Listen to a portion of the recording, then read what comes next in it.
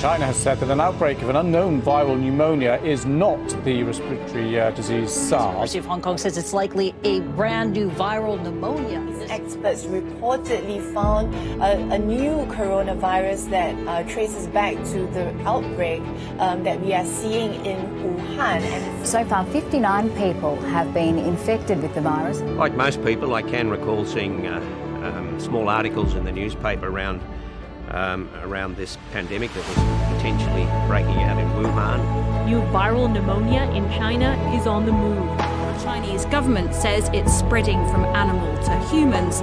Scientists here say human-to-human transmission can't be ruled out. China says the number of people infected by a mysterious respiratory virus has more than tripled over the weekend. There are now 218 confirmed cases of the new coronavirus. It sounded like something that would probably stay away and be a low-grade sort of episode, something that people would struggle to remember a couple of years from now. Ground zero for this mysterious virus, and it's also showing up in other cities as well as Japan, Thailand, and South Korea. The concern, of course, how to stop it from spreading. More than 400 people have been infected with the coronavirus and 9 people have died. Wuhan is in virtual lockdown. A city of 11 million people. You're not allowed to enter any public space without a mask. 26 people have died so far after contracting the virus, which attacks the respiratory system. All of those deaths have been in China, mostly in and around Wuhan. But now there have been 2 deaths outside Hubei province. The World Health Organization has said it doesn't yet consider it to be a global health emergency.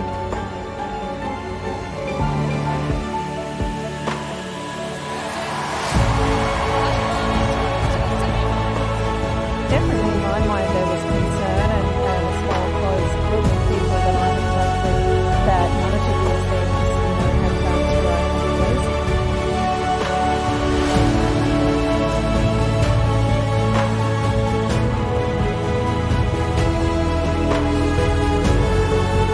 Spent 3 days in hospital in the early stages of COVID, but I can tell you the anxiety levels there were extraordinary.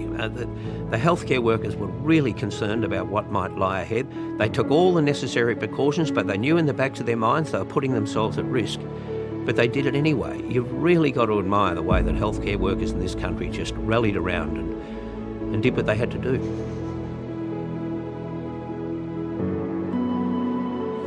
It's about 4 a.m. and I'm recording my first video diary. And this is my first video diary. I'm going to be just documenting a few little videos. How do I feel right now? I feel really scared, basically.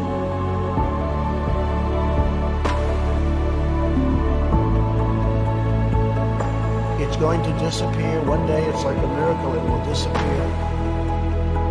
We believe that the risk of a global pandemic is very much upon us, and as a result, as a government, we need to take the steps necessary to prepare for such a pandemic.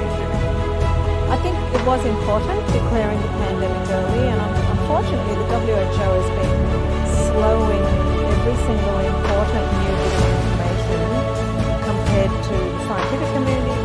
Scott Morrison called it, and he was right.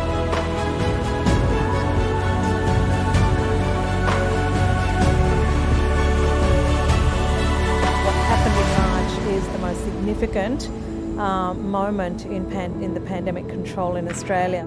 In March, I think Australia was really gripped by this fear of what this could become, and we saw it in the seriousness with which our political leaders took the situation.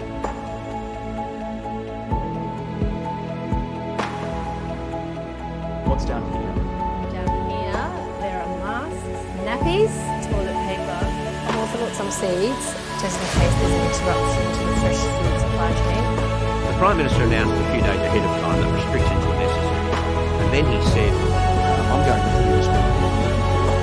Well, that sent the wrong message to Australians. I don't think anyone really grasped how severe this was going to get and how serious it was going to get. I think all of us kind of clung to that desire to just live our normal lives.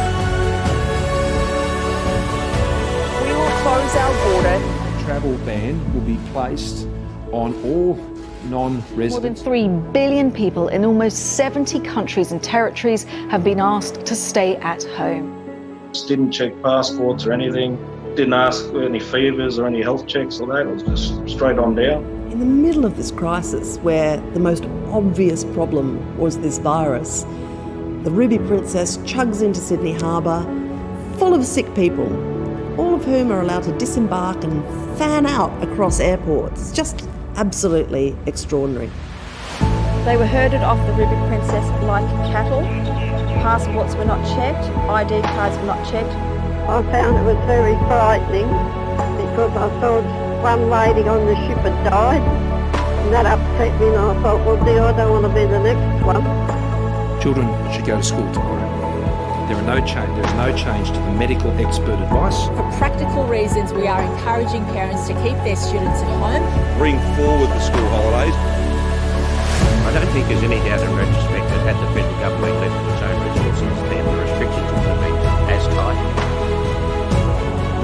Businesses will close because of the restrictions we have put in place. Those images of people queuing around the block at every Centrelink in Australia were massively attention focusing for the government.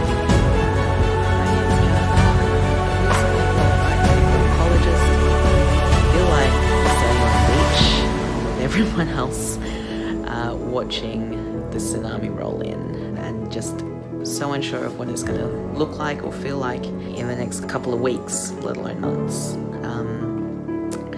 I've just put my hand up to do some clinical work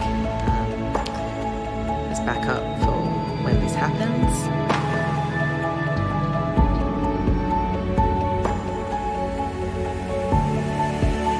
I shook hands with everybody. You'll be pleased to know I continue to shake hands. British Prime Minister Boris Johnson is now being admitted to the hospital with symptoms of coronavirus. Mass graves for an unprecedented crisis. This is America. We're continuing to study this virus every moment of every day. See the disinfectant in a minute. And is there a way we can do something like that?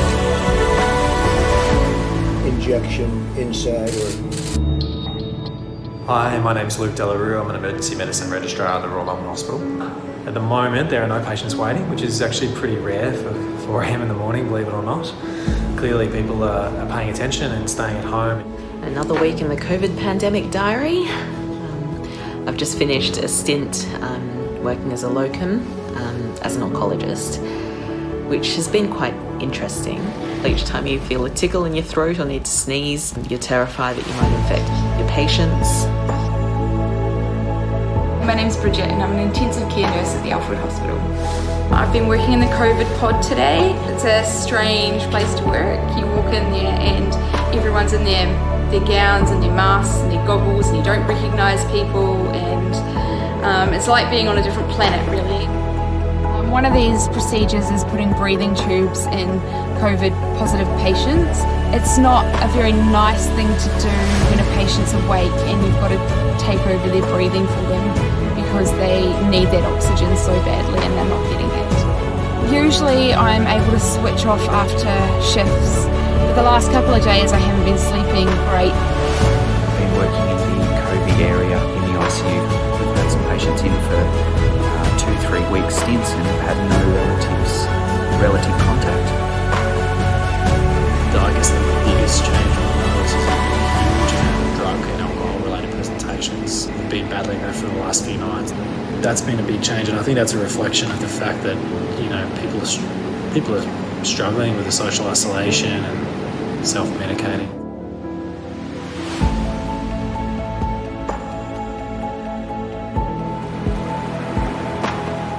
Coronavirus pandemic has claimed now more than 100,000 lives in America.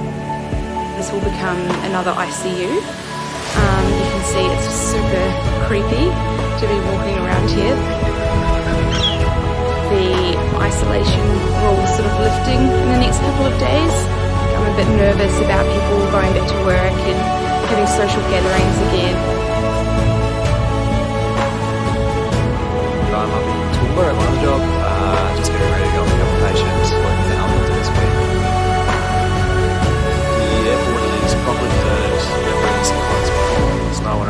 all. I had a close contact with a colleague who has subsequently tested positive for coronavirus after we worked together on my last couple of night shifts, and so that means I'm out. In Melbourne, I think the second wave happened because of a combination of bad management and bad luck. Private security guards were used at hotel quarantine. And then once the outbreak happened, Victoria didn't have the same capability that 2 or 3 of the other states had. That is, they weren't able to contain it.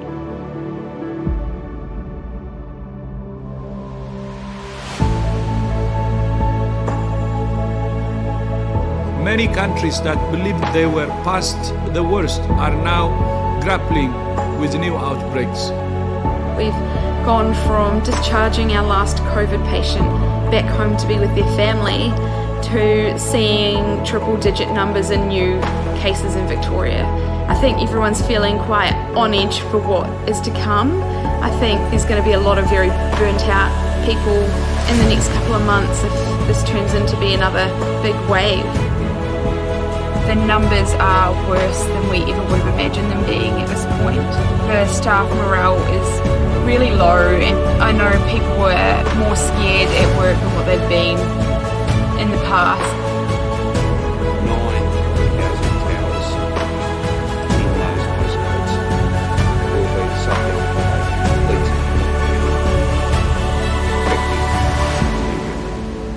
I realized that we're in complete lockdown, as in we can't go out for exercise, can't go out for work, we can't go get groceries and any essentials either. You can see police presence on every access point. It's scary. It is traumatic. And I live here. You're go inside and sleep in your building. Sir. You have no right and authority to tell me what to do and what not to do. You can see cops everywhere. They're at every exit point, every entrance point, just patrolling the area. I understand the intentions behind it, but the way it was gone about was completely wrong. Like, we should have had a heads up before. I think at the time, the Victorian government, they knew the situation was serious. They'd already tried a lot of things like taking testing out to local communities, vans and so on. If everything else is failing, that's the last resort, is to lock down. 275 new cases since our last update. 374 new cases. 484. That's 403 new cases since we last reported. 300 new cases. That's 357 new since we last updated you. 8,696 coronavirus cases in Victoria. That's 532 new. That is an increase of 384. First things first, there are 9,998 cumulative cases of coronavirus in the Victorian community, 723 new since we last updated you. It's felt like just holding your breath every day, a constant state of anxiety, waiting for those numbers to come out in the morning and just praying that, you know, we're going to go back to normal relatively soon.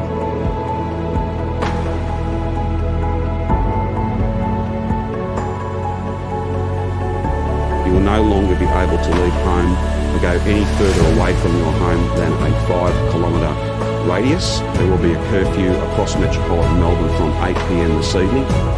Except for Antarctica, infections have been reported on all continents. This week we will reach 20 million registered cases of COVID-19 and 750,000 deaths. They announced that we have to go into stage 4 lockdown. And a lot of staff members who have tested positive, colleagues who have been off sick, colleagues that have ended up in hospital. I have a colleague at the moment who's intubated in an ICU. Still seeing some pretty frustrating stuff at work, so I've just done a run of 4 nights. You know, we had to look after someone who had a blood alcohol of 0.5 after being out after curfew, at a party. Things definitely look like they're amping up now. Reports of Melbourne are getting really scary, especially hearing about doctors in intensive care following swabbing patients. It's also feeling a lot more real with all wearing masks both in and out of the hospital.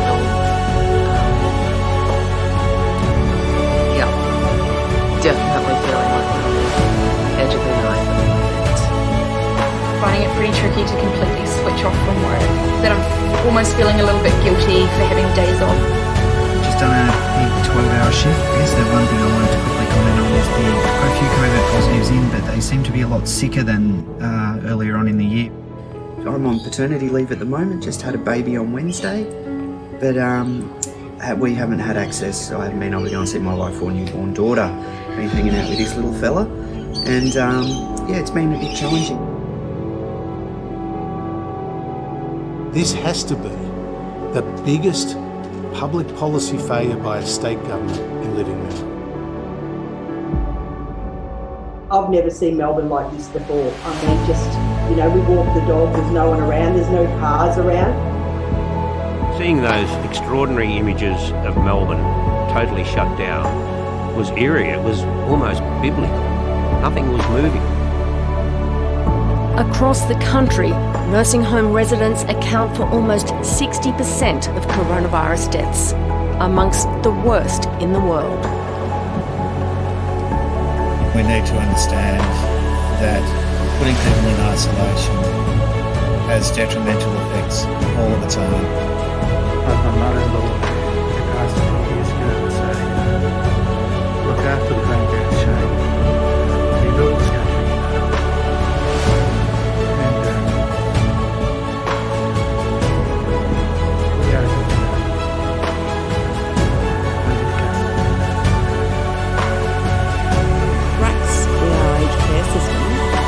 Just showed up so clearly.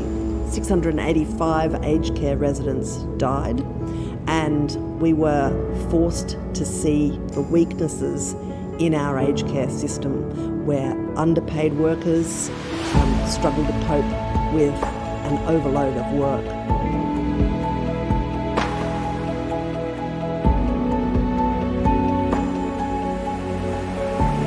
Mr. Speaker, this is a devastating day for Australia. Can the Prime Minister confirm that Australia has plunged into the worst recession in almost a century? These are the darkest economic times since the Great Depression. It has crossed my mind that maybe at this age I won't be able to get another job. I guess I'm afraid that I'm not really going to be able to get full-time work and that it's going to be a struggle.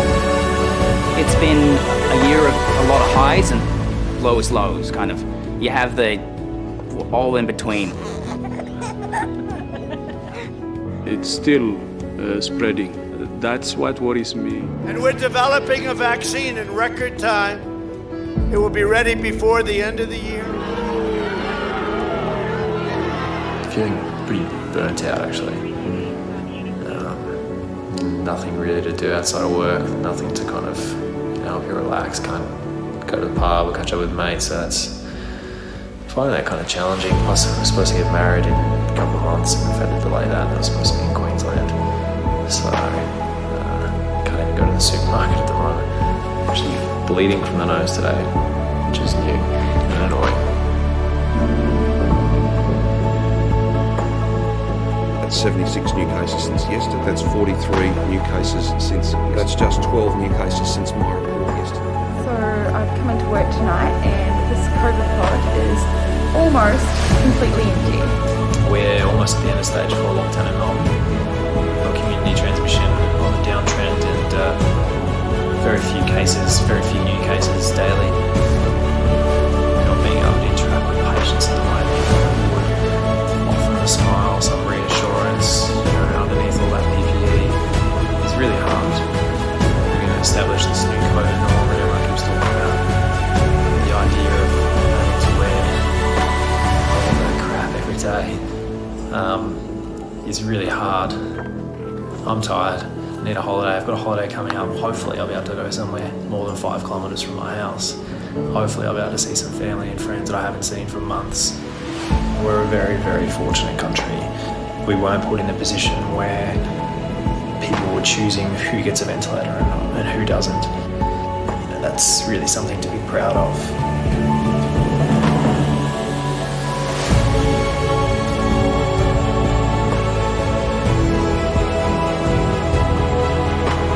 In the last few minutes, it's been confirmed by President Trump that he and his wife have tested positive for coronavirus.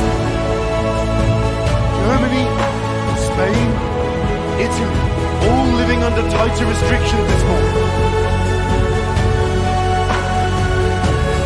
There are 0 new cases across our state. The last time we recorded 0 cases was 139 days ago. We are able to say that now is the time to open up. I think unless you've lived through it, you really don't understand how we've been impacted. I've got a daughter and a grandson who lives in Ballarat. We've missed him dearly.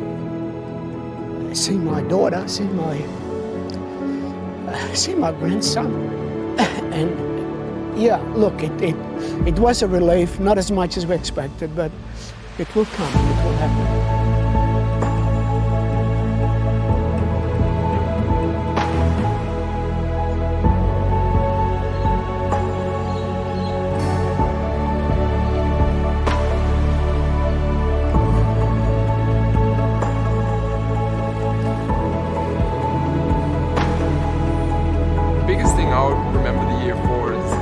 having to be adaptable. Applying for jobs, I don't even know the number that I would have applied for. It's probably upwards of 50, I would say. I've pretty much been applying everywhere. My 2020 has been a roller coaster. Not being able to see grandkids was the worst part about 2020. That was pretty awful. It was only a short time, but it was long enough. My family was doing pretty badly with it. My dad was unemployed the whole time. It was a kind of a bad time, but it's looking up now. I'll always remember the 66 patients that passed. Personally, I'm physically tired. Sometimes I feel so tired to the point of exhaustion. I'm emotionally tired, and I think I'm psychologically tired. And it has been traumatic. I often reflect and think back on families, particularly of those patients that we lost that died because of COVID. There were some really distressing stories and family situations that we saw. I think our lives in healthcare are irrevocably changed because of this pandemic.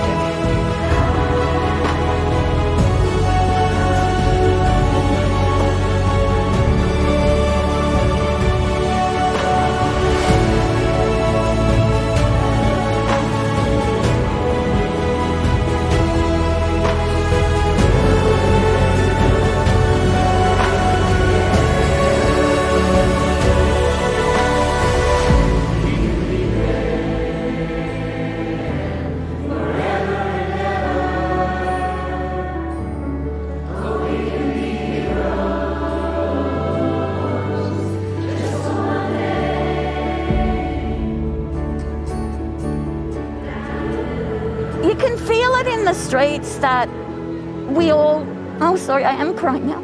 We all took on these really, pretty hard rules to live by, and we were doing it for each other. I think we started to understand how much we take for granted. The ability to visit each other, the ability to hug each other, the ability to come together when we want to come home when we want to. And the best part of the concluding parts of this year was the ability to touch each other again. The best bits throughout 2020 would be reconnecting with friends, reconnecting with family, being able to see them again. Come on, Victoria, you've got this. We love you and miss you so much. I can't believe it. Oh, that's some chockies for the hospital. A city is ugly without people in it. It's hideous. Next year, I hope that for the rest of the world that we can get on top of COVID.